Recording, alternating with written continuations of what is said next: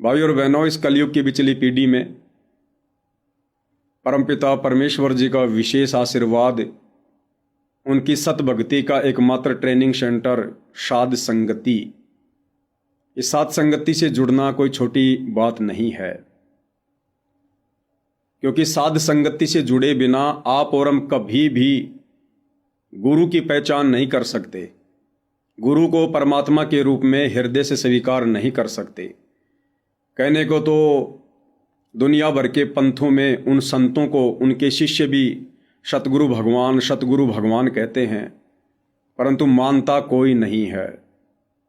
ठीक इसी प्रकार सतगुरु रामपाल जी परमेश्वर जी के शास्त्र अनुकूल शतभक्ति मार्ग में भी 90% वो भाई बहन जो आज भी सतलोक आश्रमों से जुड़े हुए हैं, वे कहने को तो जुबान से संत रामपाल जी को परमात्मा कहते हैं कि हमारे गुरु जी भगवान, परंतु हृदय से वे आत्माएं अपने गुरु को परमात्मा नहीं मानती हैं।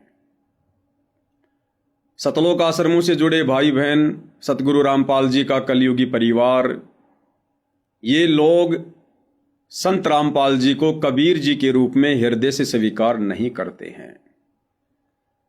अगर ये लोग हृदय से स्वीकार करते तो सन 2026 के इस फरवरी के महीने में, आज 18 फरवरी है, आज से 3 दिन पहले 15, 16, 17 इन तीन दिनों का इन सभी सतलोक आश्रमों में एक समागम था, बोध दिवस के नाम पर। यानी सतगुरु रामपाल जी का बोध दिवस मनाया गया है। अगर ये आश्रमों से जुड़े भाई बहन सतगुरु रामपाल जी को कबीर जी मानते तो ये कभी भी ऐसी नादानी नहीं करते, ऐसी महाभूल नहीं करते उनका बोध दिवस मनाने की। क्योंकि बोध दिवस उसका मनाया जाता है जो जीव होता है, जो मां के गर्भ से जन्म लेकर आता है, जिसमें परमात्मा का अंश मात्र भी लक्षण नहीं होता है। बोध दिवस उसका मनाया जाता है क्योंकि जीव कभी भी सर्वज्ञ नहीं होता, ज्ञानी नहीं होता, उसको जन्म लेने के बाद ही ज्ञान प्राप्त करना पड़ता है। तो सतलोक आश्रमों से जुड़े भाई बहनों का मानना है कि सतगुरु रामपाल जी एक जीव थे। उन्होंने 17 फरवरी 1988 को आदरणीय राम देवानंद जी को अपना गुरु बनाकर उनसे ज्ञान प्राप्त किया। उसके बाद संत रामपाल जी को आध्यात्मिक ज्ञान हुआ। उससे पहले उन्हें कै ख गय का भी अध्यात्म के विषय में पता नहीं था। अब भाई और बहनों, ये सतलोक आश्रमों से जुड़े भाई बहन, सतगुरु रामपाल जी का कलयुगी परिवार, ये लोग कबीर जी का बोध दिवस क्यों नहीं मनाते? वही कबीर जो एक दाढ़ी मूछ वाली फोटो के रूप में सिमट के रह गया। जिस दाढ़ी मूछ वाले कबीर की फोटो इन सतलोक आश्रमों में लगी रहती है, सतलोक आश्रमों से जुड़े भाई बहनों के घरों में, उनके दरबार में, उनके गले के लोकेट में शोभा पा रही है। उस दाढ़ी मूछ वाले कबीर का बोध दिवस इन सतलोक आश्रमों में क्यों नहीं मनाया जाता भाई? अरे नाम दीक्षा तो कबीर जी ने भी ली होगी, पंडित रामानंद जी से नाम दीक्षा तो कबीर जी ने भी ली थी। फिर कबीर जी का बोध दिवस क्यों नहीं मनाया जाता? संत रामपाल जी का ही बोध दिवस क्यों मना रहे हो भाई? क्योंकि ये सतलोक आश्रम से जुड़े भाई बहन उस कागज के टुकड़े को, दाढ़ी मूछ वाले नकली कबीर को ये लोग भगवान मानते हैं, परमात्मा मानते हैं, सारी सृष्टि का मालिक मानते हैं। इसलिए दाढ़ी मूछ वाले कबीर का ये लोग बोध दिवस नहीं मनाते। लेकिन सतगुरु रामपाल जी का बोध दिवस मना रहे हैं। क्यों? क्योंकि ये सतगुरु रामपाल जी को हृदय से कबीर जी नहीं मानते हैं। तो भाई और बहनों, इन भक्तों की ये सबसे बड़ी भूल है, सबसे बड़ी भूल। और ये भूल इन्हें बारंबार अनंत युगों के लिए इसी काल के लोक में फंसा के रखेगी। आप और हम साथ संगति से जुड़े भाई बहनों के ऊपर दया हुई, रजा हुई, जो परमात्मा ने यानी पूज्य गुरुदेव भगवान ने अपनी पहचान करवाई कि गुरु बड़े हैं गोविंद से मन में देख विचार, हरि सुमरे सो रह गए गुरु भजे होए पार। कबीर सात दीप नौ खंड में, गुरु से बड़ा ना कोई, करता करे ना कर सके, सतगुरु करे सो होय।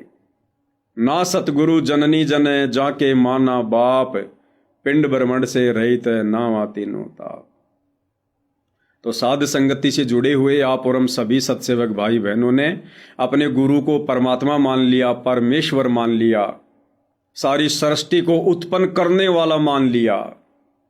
और बाकी ये जितने भी सतलोक आश्रम है भाई और बहनों, इन सतलोक आश्रमों में आने जाने वाले जितने भी श्रद्धालु हैं, सतगुरु रामपाल जी का परिवार है, ये लोग सतगुरु रामपाल जी को अपने जैसा जीव मानते हैं, एक मानुष मानते हैं।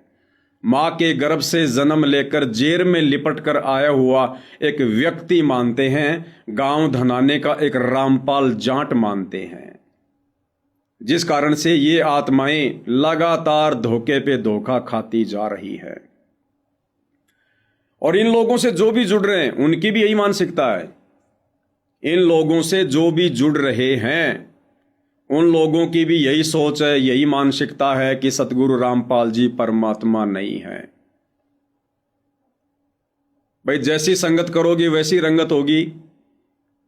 इन सतलोक आश्रमों में सतगुरु रामपाल जी को कहा जाता है कि ये भगवान हैं, भगवान हैं, हमारे गुरु जी भगवान हैं, भगवान है।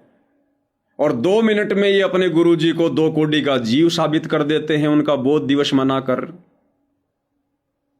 ठीक इसी प्रकार हरियाणा के ज्यादातर जो लोग इन सतलोक आश्रम वालों से जुड़ रहे हैं, वो लोग भी दिखावे में सतगुरु रामपाल जी को कहते हैं कि ये भगवान है, भगवान है, भगवान है। क्योंकि कुछ दिनों पहले सतगुरु रामपाल जी की जमानत के लिए उनको मानुष मानते हुए उनके परिवार ने, सतलोक आश्रम कमेटी ने एक अन्नपूर्णा नाम की मुहिम चलाई, जिसके तहत गांव में पानी निकाला गया, लोगों को मोटरें दी गई, पाइप दिए गए। तो लोगों ने सवारथ में जय जयकारे लगाने शुरू कर दिए, संत रामपाल जी भगवान है, भगवान है। लोगों ने कहा भाई जो हमारे लिए कोई काम कर दे, जो मुसीबत में काम आ जाए, वो हमारे लिए भगवान है। तो इन आश्रम वालों की देखा देखी उन गांव वालों ने भी संत रामपाल जी को भगवान भगवान कहना शुरू कर दिया, भगवान भगवान कहना शुरू कर दिया। और ये नादान संगत इस बात को लेकर बड़ी प्रसन्न हो रही थी, बड़ी खुश हो रही थी। देखो जी, अब तो हरियाणा ने भी संत रामपाल जी को भगवान मान लिया, दुनिया ने उनको पहचान लिया।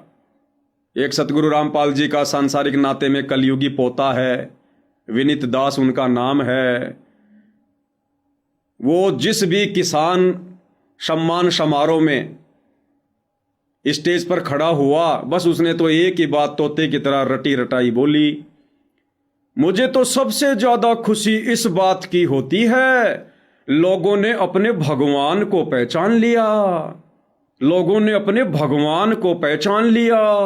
बोलो सतगुरु रामपाल जी भगवान की जय। अरे क्या खाक पहचान लिया लोगों ने भगवान को, पहले तुम तो पहचान लो। अरे भाई पहले तुम तो पहचान लो सतगुरु रामपाल जी को।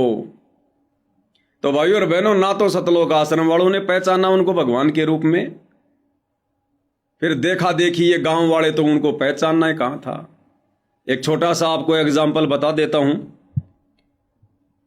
हरियाणा के गांव गुराना का एक सरपंच, जिसके काफी इंटरव्यू वायरल हुए थे, तो वो जो गांव गुराना का सरपंच रामावतार शर्मा, जिसके मुंह से अक्सर आप लोगों ने सुना होगा संत रामपाल जी भगवान है, संत रामपाल जी भगवान है, केवल भाई और बहनों जुबान तक भगवान है।